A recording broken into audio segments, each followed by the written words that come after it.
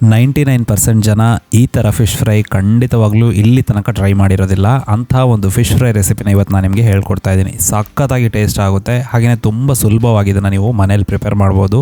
Miss ಮಾಡೋದು video ನೋಡಿ. ಮೊದಲಿಗೆ ಇಲ್ಲಿ ನಾನು ಒಂದು 4 ಬಂಗುಡೆ ಮೀನುಗಳನ್ನು ತಗೊಂಡಿದ್ದೀನಿ. ಚೆನ್ನಾಗಿ ಅದನ್ನು ಕ್ಲೀನ್ ಮಾಡಿಕೊಂಡು ಅದಕ್ಕೆ ಕಟ್ಸ್ಗಳನ್ನು ಹಾಕ್ಕೊಂಡಿದ್ದೀನಿ. ಹಾಗೆಯೇ ಫಸ್ಟ್ ಮ್ಯಾರಿನೇಷನ್, ಯಾವಾಗಲೂ ನಾನ್ ವೆಜ್ಜಿಗೆ ಹೇಳ್ತೀನಿ ಫಸ್ಟ್ ಮ್ಯಾರಿನೇಷನ್ ಮಾಡಿ ಅಂತ. ಅದೇನು ಅಂತ ಹೇಳಿದರೆ ಒಂದು 1/4 ಟೀ ಸ್ಪೂನಷ್ಟು ಉಪ್ಪು, 1/4 ಟೀ ಸ್ಪೂನಷ್ಟು ಅರಿಶಿನ, ಹಾಗೆಯೇ 1 ಟೇಬಲ್ ಸ್ಪೂನಷ್ಟು ನಿಂಬೆಹಣ್ಣಿನ ರಸ ಅಥವಾ ನೀವು ವಿನೆಗರ್ನ ಹಾಕೋಬಹುದು. ಇದು 3 ಕೂಡ ಹಾಕಿ ಎಲ್ಲದನ್ನು ಕೂಡ ಚೆನ್ನಾಗಿ ಅದಕ್ಕೆ ಆ ಮೀನುಗಳಿಗೆ ಮಿಕ್ಸ್ ಮಾಡಿ. ಈ ಥರ ಮಿಕ್ಸ್ ಮಾಡೋದ್ರಿಂದ ಮೀನು ಮಸಾಲೆ ಮಾತ್ರ ಚೆನ್ನಾಗಿರೋದಲ್ಲ, ಒಳಗಡೆ ಕೂಡ ಟೇಸ್ಟ್ ಇರುತ್ತೆ. ತುಂಬ ಸಲ ನೀವು ಸಾರು ಮಾಡಿದಾಗ, ಫ್ರೈ ಮಾಡಿದಾಗ ಮಸಾಲೆ ಚೆನ್ನಾಗಿರುತ್ತೆ, ಮೀನು ಚೆನ್ನಾಗಿರೋದಿಲ್ಲ. ಸೊ ಈ ಥರ ಮಾಡಿ ಒಂದು 15 ನಿಮಿಷ ಬಿಡಿ. ಇಲ್ಲಿ ನಾನು ಒಂದು 50 ml ಮೊಸರನ್ನು ತಗೊಂಡಿದ್ದೀನಿ.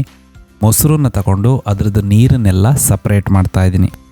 ತುಂಬ ತಿಕ್ಕಾದಂತಹ ಪೇಸ್ಟ್ ಬೇಕು, ಅದಕ್ಕೋಸ್ಕರ ಈ ಥರ ಮಾಡ್ತಾ ಇದ್ದೀನಿ.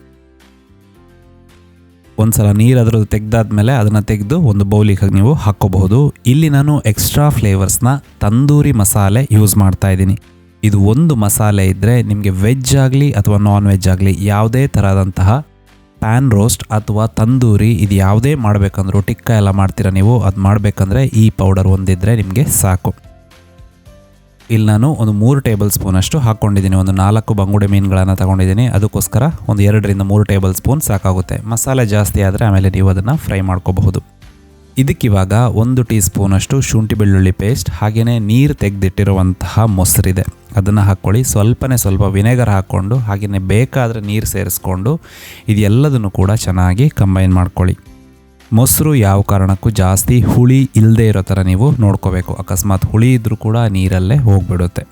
ಹಾಗೆಯೇ ಇವಾಗ ಎಲ್ಲ ಹಾಕಿದ ಮೇಲೆ ಒಂದು ಸಲ ಚೆನ್ನಾಗಿ ಅದನ್ನು ಮಿಕ್ಸ್ ಮಾಡ್ಕೊಳ್ಳಿ. ಈ ಥಿಕ್ನೆಸ್ಸಲ್ಲಿ ಇರಬೇಕು. ಇದು ಚಿಕನ್ ಆಗಲಿ ಅಥವಾ ಪನ್ನೀರ್ ಆಗಲಿ ಅಥವಾ ಫಿಶ್ ಆಗಲಿ ಯಾವುದಕ್ಕಾದರೂ ಈ ಮಸಾಲೆ ಈ ಥರ ರೆಡಿ ಮಾಡಿಕೊಂಡ್ರೆ ಆಗುತ್ತೆ.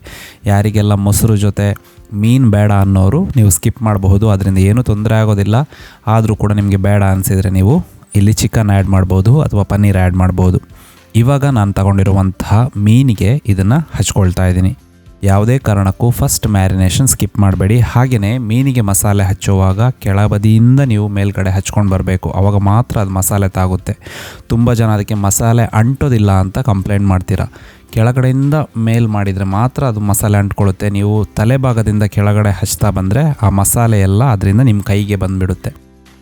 ಇವಾಗ ಎಲ್ಲ ಮೀನುಗಳಿಗೆ ಈ ಮಸಾಲೆನ ನೀವು ಹಚ್ಚಿ ಅಟ್ಲೀಸ್ಟ್ ಒಂದು ಅರ್ಧ ಗಂಟೆ ಬಿಟ್ಬಿಡಬೇಕು. ಎಷ್ಟು ಚೆನ್ನಾಗಿ ಆ ಮಸಾಲೆ ಅಂಟ್ಕೊಂಡಿದೆ ಇಲ್ಲಿ ನೀವು ನೋಡ್ತಾ ಇರ್ಬೋದು. ಹಾಗೆಯೇ ಈ ಮಸಾಲೆ ಇದ್ದರೆ ನಿಮಗೆ ಬೇರೆ ಯಾವುದೇ ಇದಕ್ಕೆ ಖಾರ, ಉಪ್ಪು ಆ ಥರ ಏನೂ ಸೇರಿಸ್ಬೇಕು ಅಂತಿಲ್ಲ, ಎಲ್ಲ ಅದರಲ್ಲೇ ಇರುತ್ತೆ. ಫಸ್ಟ್ ಮ್ಯಾರಿನೇಷನಿಗೆ ಮಾತ್ರ ಸ್ವಲ್ಪ ಉಪ್ಪನ್ನು ನೀವು ಸೇರಿಸ್ಕೋಬೇಕಾಗುತ್ತೆ. ಇವಾಗ ಒಂದು ಪ್ಯಾನನ್ನು ಬಿಸಿ ಮಾಡಿಕೊಂಡು ಇದರಲ್ಲಿ ನಾನು ಅಡುಗೆ ಎಣ್ಣೆಯನ್ನು ಹಾಕ್ತಾಯಿದ್ದೀನಿ. ಅಡುಗೆ ಎಣ್ಣೆ ಬಿಸಿ ಆದಮೇಲೆ ಫ್ಲೇಮ್ ಮೀಡಿಯಮಲ್ಲಿಟ್ಟು ಬರೀ 2 ಫಿಶ್ ಇವಾಗ ನಾನು ನಿಮಗೆ ಫ್ರೈ ಮಾಡಿ ತೋರಿಸ್ತಾ ಇದ್ದೀನಿ.